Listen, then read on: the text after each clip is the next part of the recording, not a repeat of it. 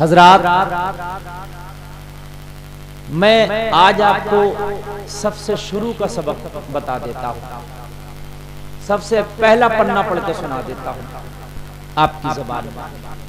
हजरात, ये शादी कितनी जरूरी है और शादी क्या है?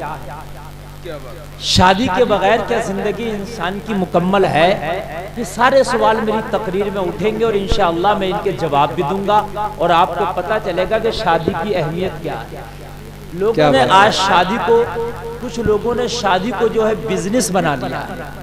कुछ लोग शादी इसलिए करते हैं कि शादी करेंगे तो बहुत सारा माल आ जाएगा और घर के अंदर हमारे गाड़ी भी हो जाएगी, तमाम बर्तन हो जाएंगे, अच्छा फर्नीचर हो जाएगा और शादी से तमाम पूरे खानदान वालों को नए नए जोड़े मिल जाएंगे, सारी चीजें नई नई आ जाएंगी, मजा आ जाएगा। लोगों, शादी इस चीज का नाम नहीं है। मैं आज आपको बता दूं, हमने शादी का माना गलत निकाल लिया है, हमने शादी का मतलब ही गलत समझ लिया है। और लोगों, एक बात बताऊं, हकीकत बात यह है कि शादी जिस सही माना में थी और जिस लिए शादी को किया जाता था, वो मकसद हमने भुला दिया, उस मकसद को पीछे कर दिया और जो मकसद ना था वो मकसद आगे ले आए और हमने शादियां शुरू कर दी। यही वजह है कि शादियों का मुकम्मल फायदा हमें नहीं मिल पा रहा है। शादी का फायदा बहुत होता है लोगों, मगर शादी शादी समझ के की जाए भाइयों। बात समझ रहे हैं, नहीं समझ रहे हैं? फायदा बहुत होता है, मगर मिसाल के तौर पर शहद है, शहद कितनी मीठी चीज है ना? खाओ तो ताकत भी देता है, मीठा भी होता है, मजा भी आता है, मगर शहद को तुम खाओ मत, सर में लगाना शुरू कर दो तेल की जगह, मजा आएगा? तुम कहोगे मीठा ही नहीं लग रहा, तो भी मीठा कैसे लगेगा? उसका जो तरीका था तुमने गलत कर लिया। तुम कहोगे मौलाना इज्जत तो बहुत कर रहा हूँ, मुंह की जगह मैंने सर पर रख लिया। मैंने शहद की इज्जत तो इतनी की कि मुंह की जगह मैंने सर पर रख लिया। तो मियाँ, जो चीज सर पर रखने की है वो सर पर रखो और जो पैर में रखने की है वो पैर में रखो और जो मुंह में रखने की है वो मुंह में रखो। बेशक बेशक, सुभान अल्लाह। है ना? पैर की जूती पैर में ठीक है, सर की टोपी सर पे ठीक है और शहद मुंह में ही ठीक है। अगर शहद सर पर रखोगे तब भी फायदा ना देगा, पैर में रखोगे तब भी फायदा ना देगा। पैर की जूती सर पर रखोगे लोग मजाक बनाएंगे और सर की टोपी पैर में रखोगे तो लोग बुरा कहेंगे, है ना? सर की इज्जत पैर में खून रहा है। तो लोगों, जो जिस काम में है, जो चीज जिस तरीके के लिए है, वही तरीका होना चाहिए। शादी का क्या मतलब था? शादी किस लिए होती थी? शादी करके फायदे क्या थे? वो सारी चीजें तो हमने खत्म कर दी।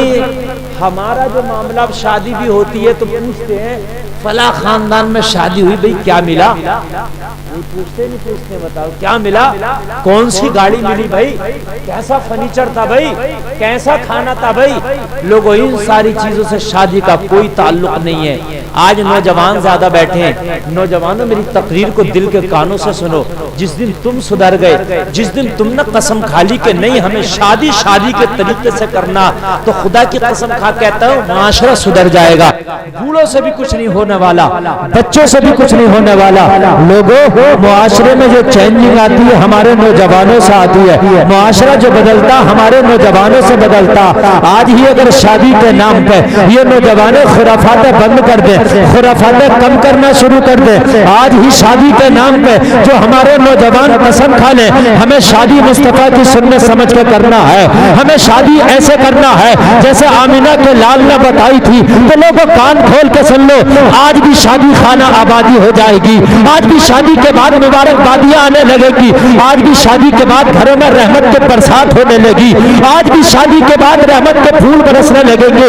आज भी शादी के बाद दूल्हा और दुल्हन की जिंदगियों में मुस्कुराहटें आ जाएगी। लोगों, शादी तो एक खुशी का पैगाम था, शादी तो जिंदगी जीने का एक रास्ता था, शादी तो इंसान का दिल लगने का एक तरीका था, शादी तो इंसान के दिल को करार पहुंचाने का एक जरिया था, शादी तो एक पाक रिश्ता था, शादी तो एक पाक संगम था, शादी तो एक पाक दरिया था कि जिसमें डूबने के बाद इंसान गुनाहों से बच जाता है। शादी तो एक ऐसी सवारी है जिस सवारी पे सवार हो जाओ इंसान दुनिया की खुराफातों से बच जाता है और जन्नत के रास्ते पे चल पड़ता है। लोगों, शादी का मतलब हम भूल गए। लोगों, हम शादी का तरीका भूल गए। हकीकत बात तो यह है, शादी जिंदगी में मुस्कुराहट लाने का जरिया है। अगर कोई शख्स परेशान रहता है तो वो शादी कर ले, मैं गारंटी से कहता हूँ उसकी परेशानी दूर हो जाएगी। कुछ लोग कहते हैं कि शादी करके मैं परेशान हो गया, शादी करके चक्कर में पड़ गया।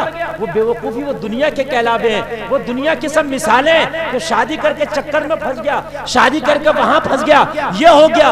लोगों, शादी करके फंसता नहीं है, शादी करके बचता है, परेशानियों से बच जाता है। अल्लाह के रसूल फरमाते हैं शादी करने से आधे ईमान की हिफाजत हो जाती है। अल्लाह के रसूल फरमाते हैं शादी करने से आधे ईमान की हिफाजत हो जाती है। जो आधा ईमान बचा अब उसके बारे में अल्लाह से डरो, आधा शादी ने महफूज कर दिया। समझ रहे हैं आप? शादी जो है, बहुत से लोग कहते हैं, आपने नौजवानों में, लड़कों में कहते हैं फला शादी करके फंस गया।